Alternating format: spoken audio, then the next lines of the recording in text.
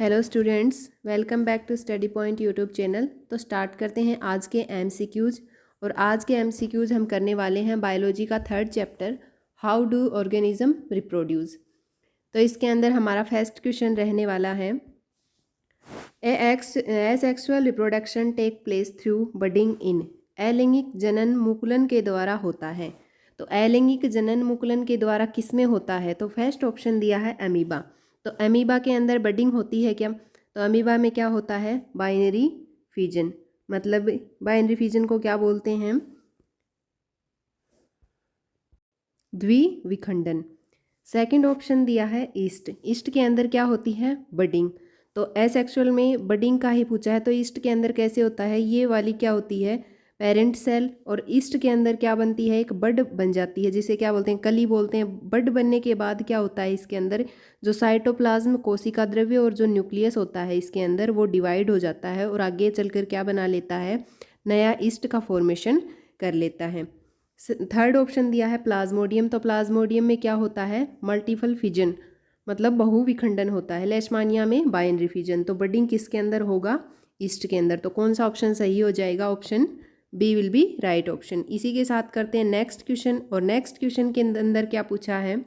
A feature of reproduction that is common to amoeba, yeast and spirogyra is that.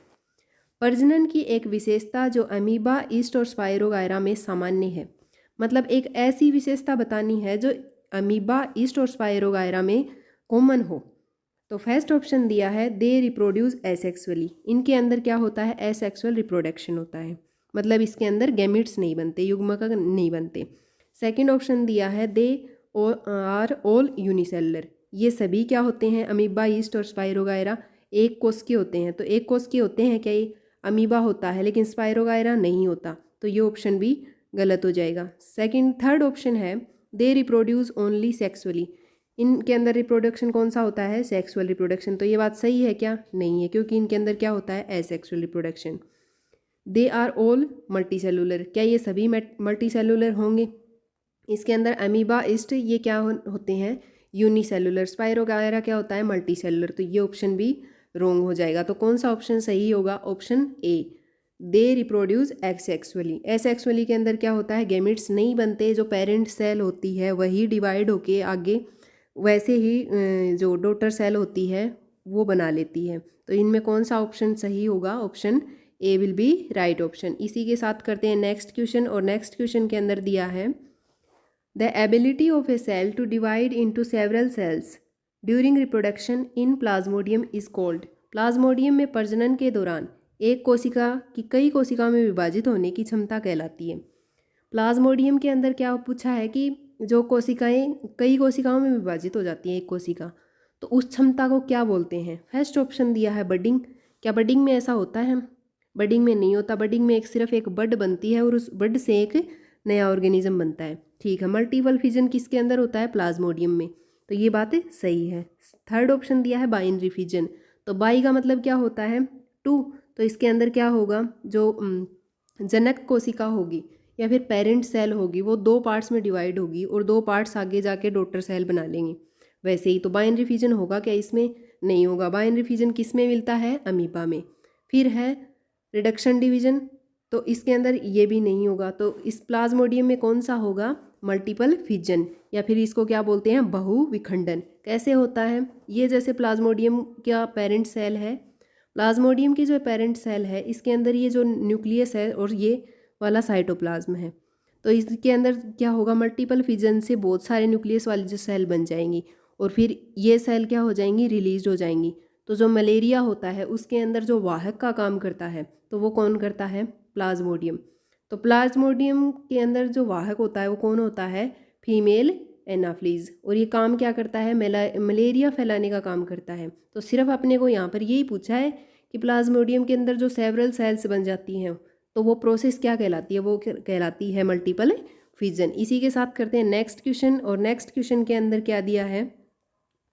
In a potato vegetative propagation take place by.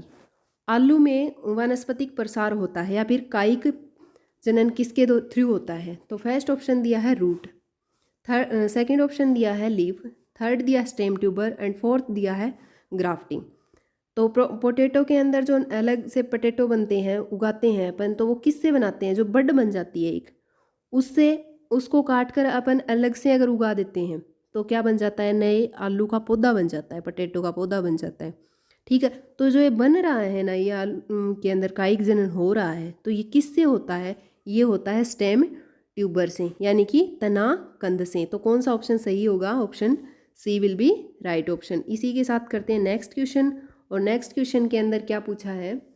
Spirogyra reproduce by, spirogyra द्वारा प्रजनन होता है, तो spirogyra में किसके through reproduction होता है? First option दिया है बडिंग। क्या बड बनती है स्पायरोगायरा के अंदर? ये डायग्राम में देख सकते हो, क्या बड बन रही है? नहीं, तो ये ऑप्शन भी गलत हो जाएगा। सेकंड है फ्रेगमेंटेशन। फ्रेगमेंटेशन होता है क्या? हाँ, फ्रेगमेंटेशन इसके अंदर होता है। इसके अंदर एक जो सेल होती है, पेरेंट सेल, वो 2 पार्ट्स में डिवाइड हो जाती है, तो वो आगे जाके ये वाले क्या बनाते हैं? न्यू स्पीसीज बना लेते हैं। ठीक है। थर्ड है रीजनरेशन। इसके अंदर पुनरुद्भवन होता है क्या? इसमें नहीं होता, प्लेन एरिया में होता है। ऑप्शन है ये आगे वाला फिजन। इसके अंदर विखंडन होता है क्या? इसके अंदर विखंडन नहीं होता। इसके अंदर कौन सा होता है? फ्रेगमेंटेशन, यानी कि विखंडन। इसी के साथ करते हैं नेक्स्ट क्वेश्चन। और नेक्स्ट क्वेश्चन के अंदर क्या दिया है? वेजिटेटिवली प्रोपोगेटेड प्लांट्स, वानस्पतिक रूप से प्रवर्धित पौधे होते हैं, तो कायिक रूप से जो प्रवर्धित जो पौधे होते हैं वो कैसे होते हैं, ये पूछा है। तो फर्स्ट ऑप्शन दिया है डू नॉट बियर रूट्स, कि ये इनके जड़ें नहीं होती।